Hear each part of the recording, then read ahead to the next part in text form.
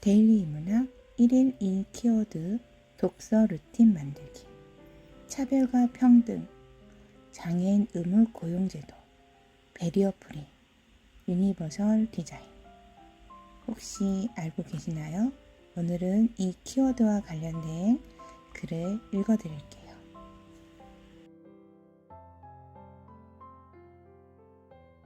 웅진싱크빅 데일리 인문학 주중 1일 1키워드 독서 루틴 만들기.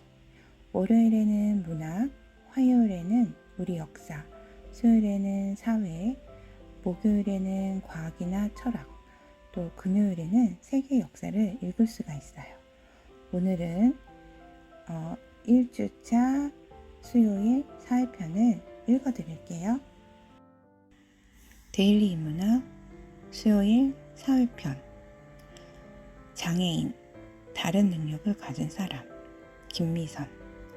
장애는 그 정도에 따라 1급에서 6급까지 등급을 나눕니다.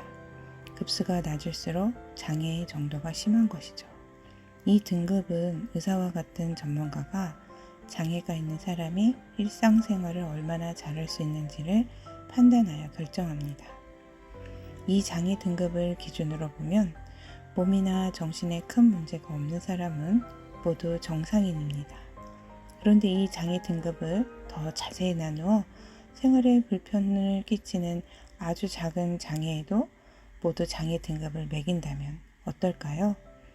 그렇다면 아마 누구나 한두 가지의 장애를 갖고 있다고 느낄 거예요.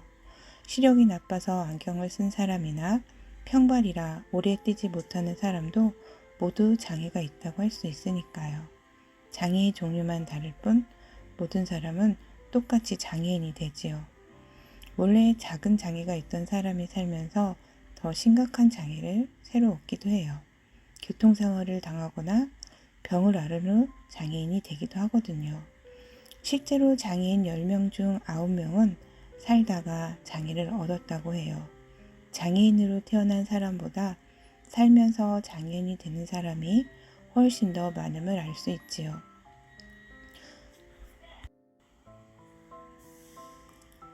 교통사고를 당하는 사람이 정해져 있지 않은 것처럼 장애인이 되는 것도 언제든 누구에게든 찾아올 수 있는 일입니다. 이렇게 생각하면 장애가 있는 친구와 함께 공부를 하거나 밥을 먹는 일, 여행을 가는 일은 전혀 이상한 일이 아니에요. 그런데 어떤 사람들은 장애인과 비장애인이 함께 살면 모두가 불편해진다고 생각합니다. 장애인은 장애인끼리 모여서 따로 살아야 한다고 주장하지요. 장애인은 장애인을 위해 특별히 지은 시설에서만 살아야 한다는 거예요. 이런 주장은 언뜻 보면 장애인을 위한 것처럼 보입니다. 앞이 안 보이거나 다리가 불편한 장애인은 밖을 돌아다니면 사고를 당할 위험이 많은데 이런 시설 안에만 있으면 안전하다는 것이지요.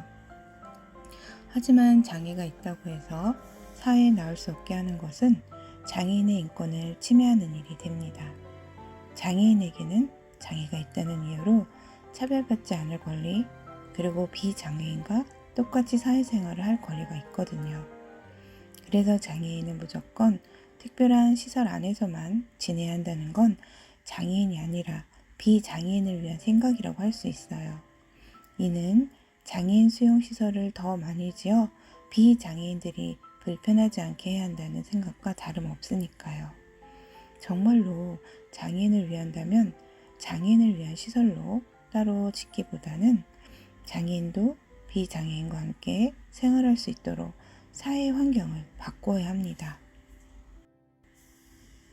예전에는 길을 만들 때 사람보다 자동차를 먼저 생각했어요. 자동차가 다니기 편한 길을 많이 만드느라 정작 사람이 다니는 길에는 육교나 지하도가 많았지요. 사람이 육교와 지하도로만 건너야 한다면 몸이 불편한 장애인은 집 밖으로 나가기 힘들겠지요. 이럴 때 횡단보도를 더 많이 만들면 장애인과 비장애인의 권리를 모두 존중할 수 있어요. 요즘에는 휠체어가 들어갈 수 있도록 입구를 크게 만든 화장실이나 계단을 없앨 출입구, 소리가 나오는 신호등을 주변에서 쉽게 볼 수 있을 거예요.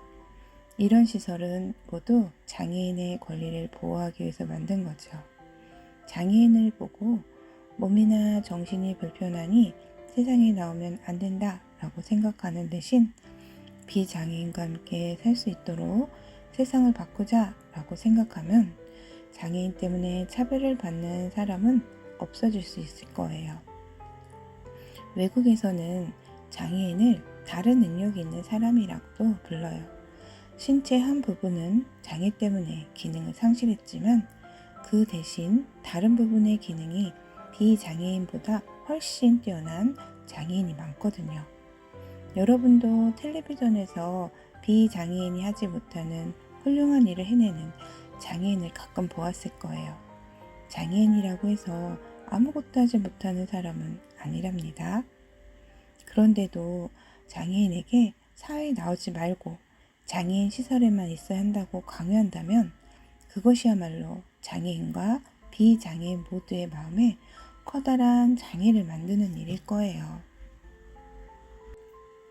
장애인과 비장애인이 함께 어울려 사는 사회를 만드는 것이 장애가 없는 세상을 만드는 가장 좋은 방법이지요. 형식적 평등과 실질적 평등. 평등권이란 불합리한 차별을 받지 않을 권리를 말합니다. 그러나 남성과 여성의 특성, 장애인과 비장애인의 차이를 무시한 채 무조건 평등하게 대하는 것은 겉으로는 평등해 보일지 몰라도 실제로는 불평등한 일입니다. 직장에 다니는 여성은 임신을 하면 위험한 일을 하지 않아야 해요.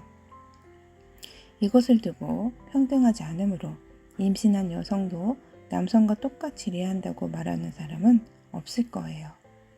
또 한 달에 100만 원 버는 사람과 1000만 원 버는 사람에게 똑같이 10만 원의 세금을 내야 한다면 10만 원이라는 점에서는 평등해도 실제로 많이 버는 사람과 적게 버는 사람 사이에 불평등이 생기게 됩니다. 돈을 많이 버는 사람은 세금을 많이 내고 적게 버는 사람은 세금을 적게 내는 것이 평등한 일이죠. 모든 사람을 무조건 똑같이 대하는 것은 형식적 평등이에요. 사람 사이의 차이를 인정하면서 같은 것은 같게, 다른 것은 다르게 대우하는 것은 실질적 평등이죠.